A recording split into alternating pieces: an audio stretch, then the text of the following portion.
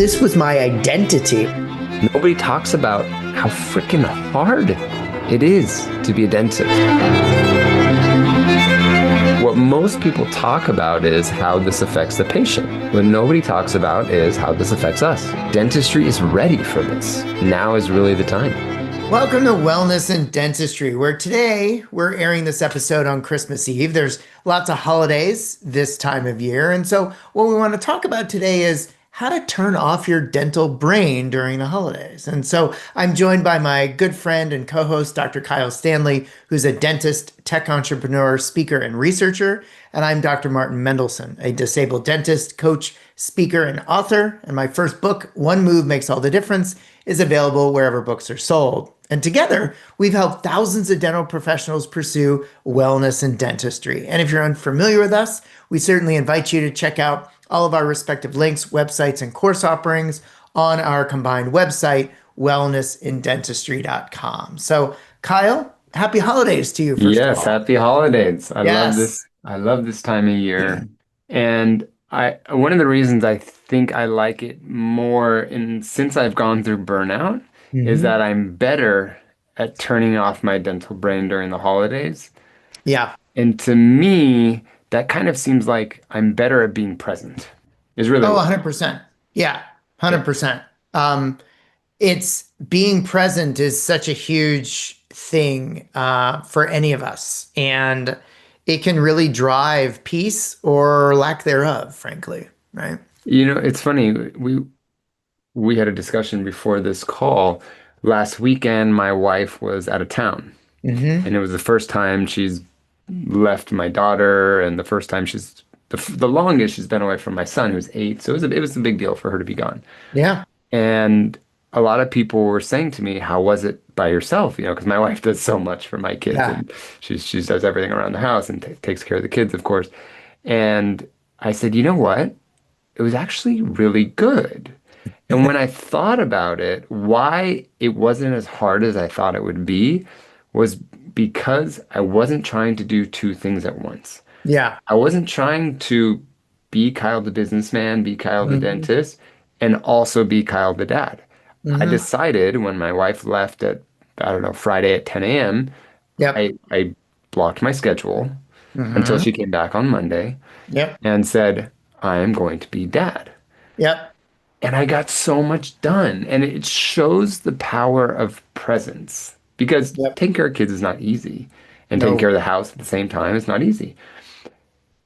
But it seemed a lot easier than I thought it was going to be, because usually what I do is try to be dad and try to be business guy. And it's just this power of presence that so many of us do with our practices, and especially around the holidays. Absolutely. Absolutely. I mean, if I talk about this in my lectures all the time, when I am introducing the concept of SPIRE by Dr. Tal Ben-Shahar, which is the 5 elements of whole being or happiness. And the first one, the S, is for spiritual whole being. Now, this isn't necessarily religion or deity related, but it's all about purpose, presence, and meaning, and being present in your current day. And so what I like to do is I bring people through a visualization exercise, and I ask them to close their eyes. And it's fun seeing, 200, 500, 1,000 people all participate. It's kind of cool. And we talk about, okay, what was the happiest day in your life? Who were you with? What was the occasion? How quickly did the day seem to go by? How present were you, right?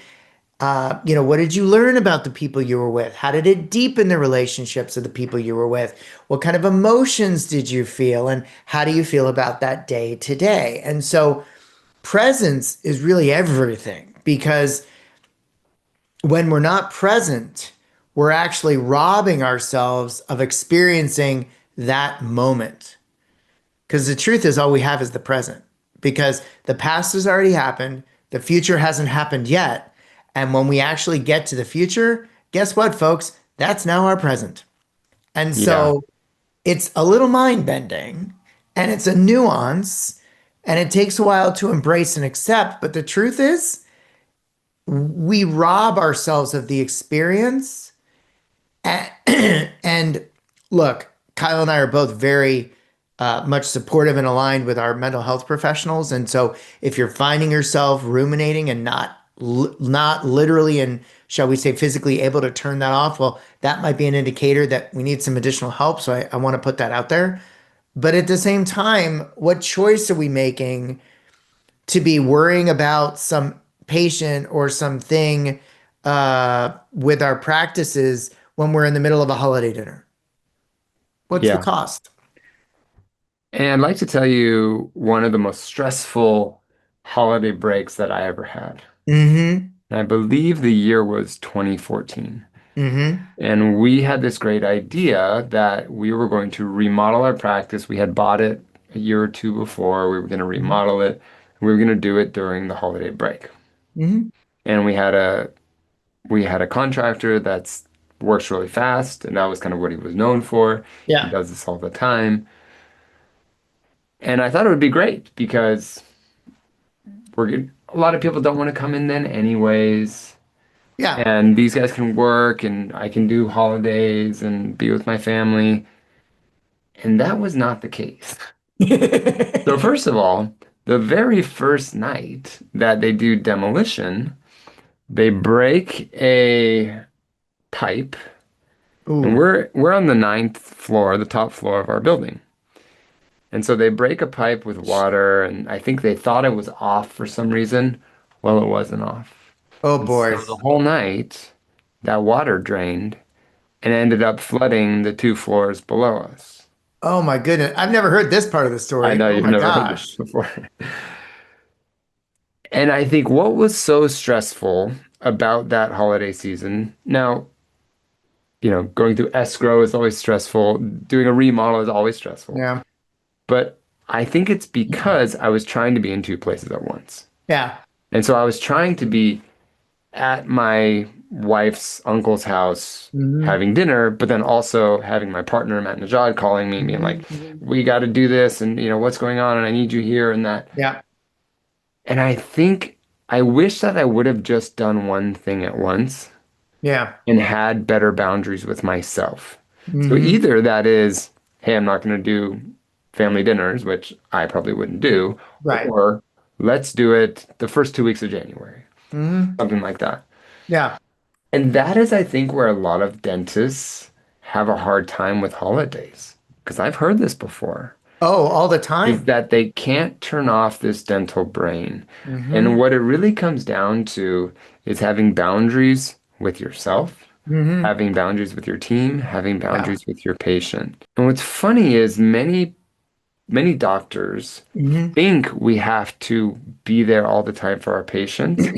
However, the patients don't always think that sometimes. And Yeah. when you set a boundary with that and you say, I'm not available today because I'm with my Yeah. family, Yeah. they respect you more, not less. Oh, I agree. I agree. Even with my coaching clients that are mostly dentists, I've only had to do this once. And I pride myself on being available because I mean, if you think about with coaching, there's a lot of times where you need to be there for Yeah, your clients, and I yeah, and I want to be, right? yeah. And at the same time, there was this one client that was kind of verging on a boundary where the things they were asking not were inconsequential, you could say organizational in nature, or the thing they were asking about, they would have to deal with like weeks hence, right? And it was either Yeah, an evening or a weekend. And so finally I said to this individual, I said, hey, listen, I said, it's very important for me to be here for you. And at the same time, I would like to, set a boundary from my own time. If it's something emergent, I'm happy for you to yeah, text me. And if we take a look at these last couple incidences, you were asking about things that were happening, 2 weeks hence, and then asked me if I got your text, 7 o'clock on a Saturday night. Like, let's just talk about our mutual understanding of our availability. And it was a great conversation. And this individual is super nice. All my clients are amazing, to be honest with you. And they were super apologetic. And I said, listen, please don't apologize. I said, this is just a matter of establishing boundaries, establishing our relationship, and now we're stronger for it. And we were. And you're right. People truly, well, let me rephrase. 99% of people truly, truly appreciate that. And frankly, most of the time they don't even realize what they're doing. They're just doing it, right? So, My dad was really good at this. mhm. And I don't know if it was just his personality or if it was the time, Yeah, in the yeah, 80s and yeah, 90s when they didn't have cell phones and yeah. no email way to contact you. But I remember when we would go on vacations, we went on, one vacation a year pretty much, that my dad was always in the best mood. Mm, And he never brought anything, at least that I could see. And I'm yeah. pretty sure because I've talked to him and he's a mentor for a lot of our courses. He never brought dentistry with him. And I Mm, think that's why he could really enjoy our vacations. yeah, And I know that's harder now with it this is. crazy thing in your pocket that is Yeah. beeping and patients have access to it, team has Hmm. access to it. Hmm. You can look at your practice management system, you could look at your Hmm. bank accounts, you Yep. could do all of that. But that's what I think more dentists need is when we're off, we're off. When we're on, we're on. So Yeah. in the same way that you set boundaries with your patients and your team when you're at home, you need to set boundaries with your home partners, whoever that is, kids, Yeah. spouse, dog, Yeah. Yeah. uh, Yeah. extended family, when you're at work too.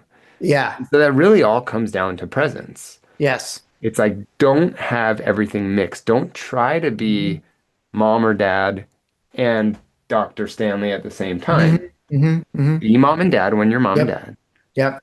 and be Dr. Stanley when you're Dr. Stanley. Yeah. And try not to mix the two because you're great about talking about multitasking. What's I love this quote that you say My about favorite multitasking. quote from Steve Uzel, which is multitasking is merely the opportunity to screw up more than one thing at a time. Yeah. And that's what Because I did. that term came from computer science, and our brains, even though we think they are not capable of multitasking. So we can do two things at a time. We can't focus on two things at a time. And the example I always give is the accident and mortality statistics, the unfortunate mortality statistics of texting and driving. Can you text and drive at the same time? Yes, you can. Can you focus on both at the same time? No, you can't. And Yeah. so I have an idea, a tool, a methodology to throw out to help people who are new at this. If you'd like me to share that for the holiday. Sure. So basically, it's an idea around doing a data dump out of your brain onto a piece of paper or onto an electronic capture system. Okay. So if you think about it, a lot of times the stressors we are self-causing around, oh my gosh, I got to remember to do X. So if you know you're going to be worried over a holiday and be like, oh, I know I got to remember to call Kyle on Monday. So take a piece of paper, put it in your calendar, and just be like, call Kyle on Monday. And that small step of getting out of your brain onto some document, some calendar, some capture system like Evernote, whatever it is, will reduce your stress dramatically because, as Kyle and I both talk about all the time, skills are skills, and this is a skill. So even if it comes to your brain while you're in the middle of dinner, you go, I don't have to worry about that. I got it written down. It is, let me tell you something. This may sound simple to those of you who haven't done this kind of thing, but then I'm going to look at you with love and say, well, how's what you're doing is working for you if you're if you're getting stressed out. So just the very fact, as David Allen talks about in the book Getting Things Done, which I strongly recommend to people, just having everything data dumped into some capture system, and I know this from personal experience, reduces your stress dramatically. So if you're worried that you're going to be all worried about things during the holiday, then before the holiday hits, sit down, data dump, or as I like to say, verbally vomit onto a piece of paper, onto Evernote, on a Word, onto your notes app. I Yeah. don't care. Get it all down, wipe your hands of it, and walk away. That would I've be, gotten so much better at this, probably about last 4 years or so. yeah, And for me, it's the Notes app, just because yeah. it's there and it's easy to search too. I Oh my love that gosh. it's so easy to Yeah, search. I'm like, I yeah. know that I said the word brisket somewhere, like I asked my mom how to cook the Yeah, yeah, brisket yeah. today, and then I can just search it and it's on there. Yeah, And I do that the same thing with social media ideas. totally. People, I have people come tell me like, gosh, you're putting out so much content and how are you doing this? I'm like, when I'm on a walk and I said, oh, that'd be interesting. Yeah. I put it in my notes and then it's done and I'm back on the walk. Hmm.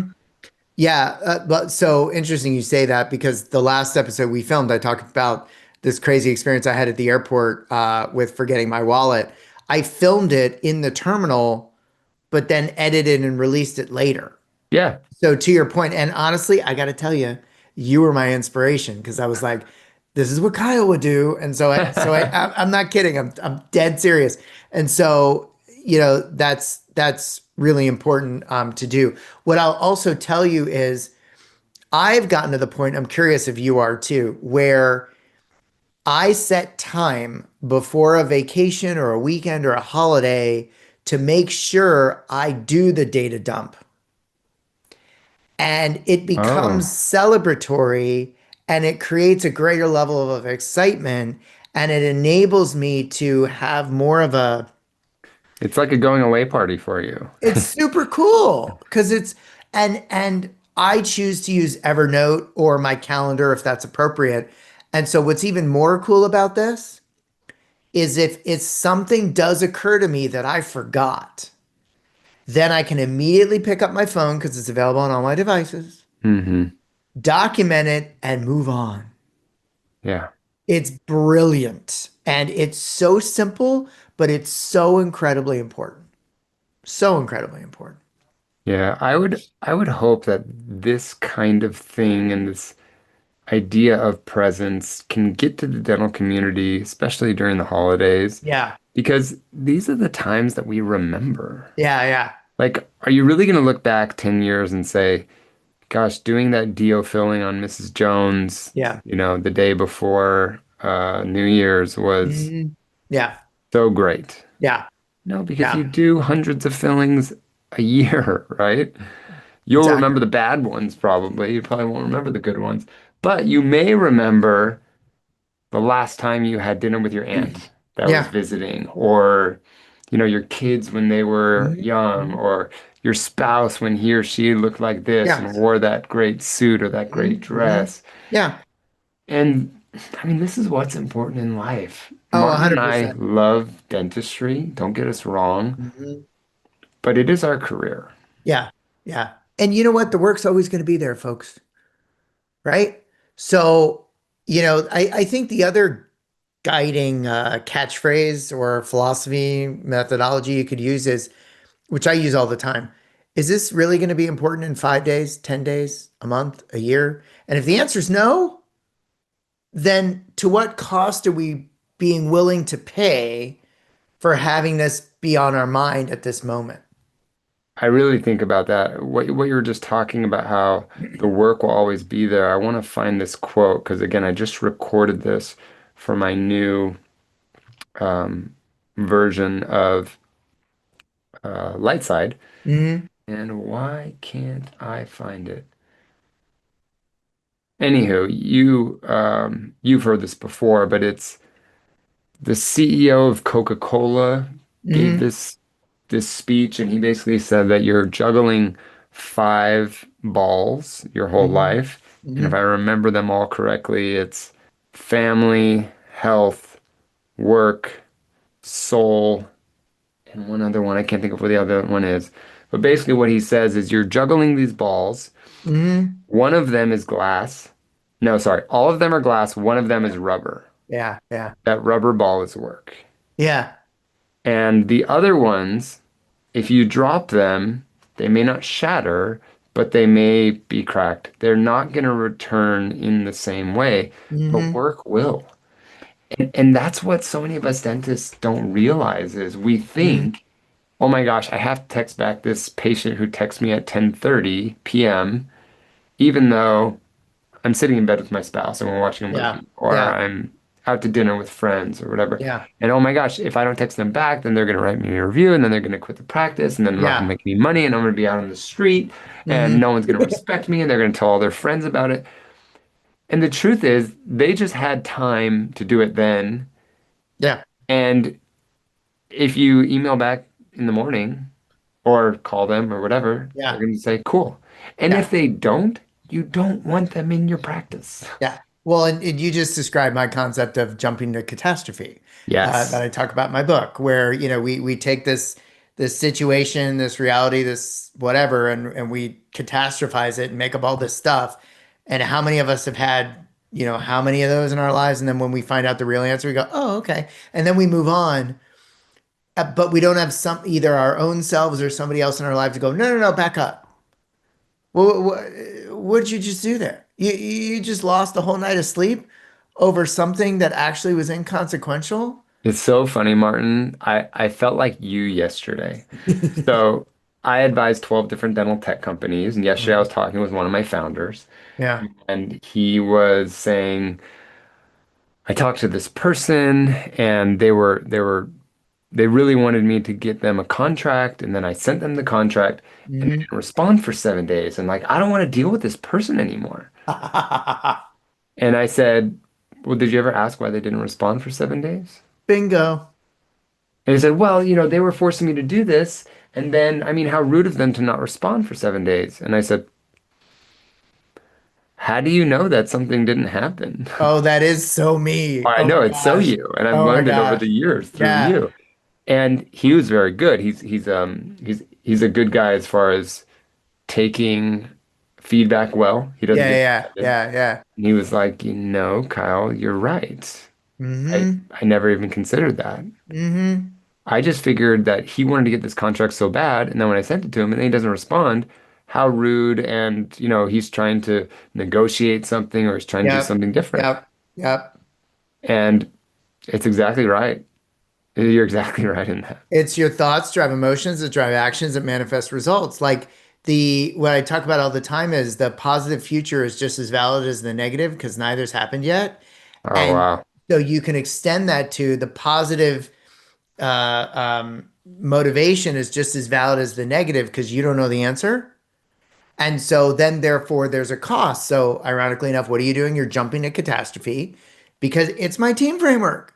Yeah. Between stimulus and response, there's a space, as known as the quote attributed to Viktor Frankl. So, you get the stimulus, which is lack of response, and you choose to think, they forced me to do this, blah, blah, blah, blah, blah. And now they're ignoring me, blah. What kind of emotions does that drive? Now, what kind of actions is that driving? Well, in this case, it's inaction, which inaction's action. His action. Yeah. And how's that manifest getting either the contract signed or getting an answer? Versus, oh my gosh, they didn't respond. They were very interested to see what's going on. I wonder what's going on. Yes. Now we have neutral emotions of, shall we say, curiosity, Yeah. which drives an action of, hey, I just wanted to check in. I know this was important to you. What's up? Or what changed? Yeah. And there we go. So I'm kind of curious, was there resolution to that? Like, or do you know yet why There the person wasn't didn't respond? resolution to it. He doesn't know why the person didn't respond, but I think he will go into the situation Yeah, now with a much better global view of the yeah, situation yeah, instead of being tunnel visioned as this yeah. person is rude or doesn't care about me. So I'll give you an example from my own life because I really have worked hard on this because trust me when I tell you and everybody listening, I was the polar opposite for most of my life. Same here. And so I'm working with a client's practice next year. I'm so excited. They're a big practice. And we had agreed on the contract. I had sent it via DocuSign, didn't hear back, texted the individual. Turned out they were on vacation. And ironically enough, they were in London where I had just come back from. Oh yeah. And then I still didn't hear back and I refused to make up anything. I refuse to do it anymore. I mean, I just do. And so I texted the person. I'm like, hey, I know you're away. How was your trip? I really want to know because we were just in the same place. And the response was, oh my gosh, I'm so sorry. I've just been snowed under since I got back. 2 minutes later, it was signed and we're all good. But what could have I done? It was a big contract. Like Yeah. I could have lost sleep. I could have jumped to catastrophe. I could have jumped to conclusion. Yeah. They don't value me. I I'm not good refuse to do, enough. yeah, I refuse to do any of that anymore. Now, part of this is age and experience, but even if you're younger and you haven't had a number of those experiences to be able to go back to say, it always works out. It's okay. I don't know the answer. Hear me in your head saying, if you don't know, you don't know. So stop making shit up Yeah. because it's costing you something. Yeah, I'm thinking about when I summarize what we've talked about today, it's boundaries, Yes. it's not having a scarcity mindset Yes. as well. And Yes. then this last one, which is curiosity, Yeah. Yeah. probably. Is there a Well, better way of saying the last one? Well, what I would say is I would add being proactive.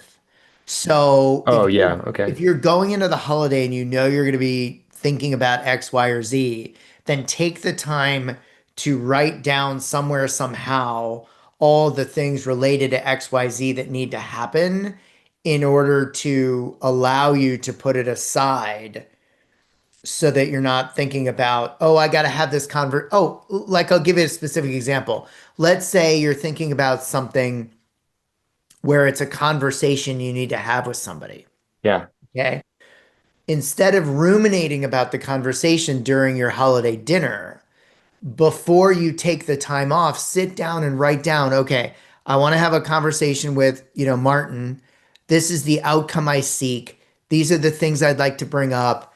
This is how I'd like to And so you write it all down to get it out of your brain instead of ruminating around, what am I going to say? How's this going to go? What do I say if they say this? Blah, blah, blah. Be proactive. Get it out of your brain on a piece of paper. Because guess what? In the middle of your holiday dinner, and you're eating dessert, you ain't gonna solve that problem. Yeah. Yeah. Or in the Yeah, middle of the night at 3:30 in the morning. I would say there's four things. So I said boundary, Yeah, growth mindset, yeah, presence, yeah, and curiosity, yeah, or proactiveness and yeah. curiosity. No, I like that. No, no, no. Yeah.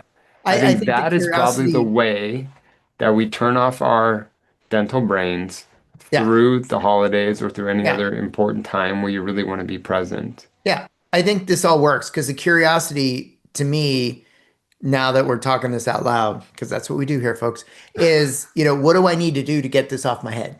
There's your curiosity. And then Oh, the that's interesting. answer, the answer is the proactive list or data dump or whatever you want to Because call I was it. thinking the curiosity as we were talking about, that contract that Yeah, I was talking about too, yeah, which is also another way of having curiosity. yeah, totally.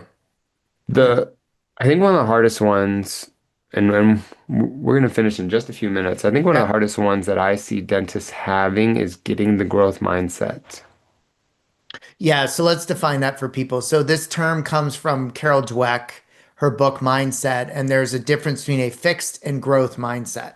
So fixed is the concept that your abilities are static, aka fixed and can't change, and that your abilities are connected to your self-worth.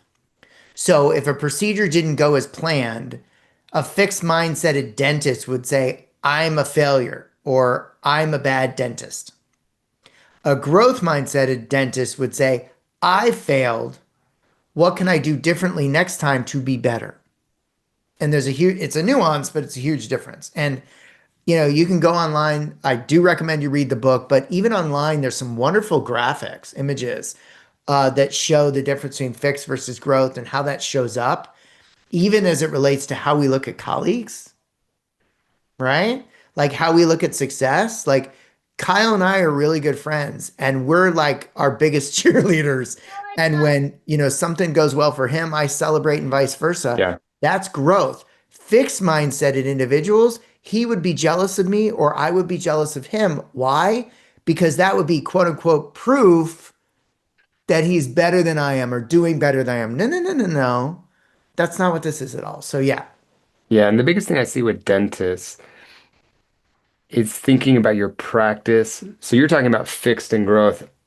I talk more in the same thing, but a little nuance of scarcity Yeah, yeah. and growth, right? Yeah. So I think a lot of them have the scarcity mindset, which is I need every patient, I need Yeah. to do every procedure. Yeah. And the truth is, you don't need every patient. And many Correct. times, those patients that you're trying to keep are the ones that are causing you all the stress and the ones that are Amen. making you feel like you want to quit and you want to just lock the door and Hmm. walk away from your Hmm. practice. And when you change that, it's much easier to start setting the boundaries, Yeah. right? So the Yeah. things that we just talked about, Yeah. it's easier to be present when you have Yeah. that growth mindset and realize that you Yeah. don't really need everybody in your practice. That's right. That's right. Well, we hope you guys liked this. We hope you have a fantastic holiday, no matter what you celebrate.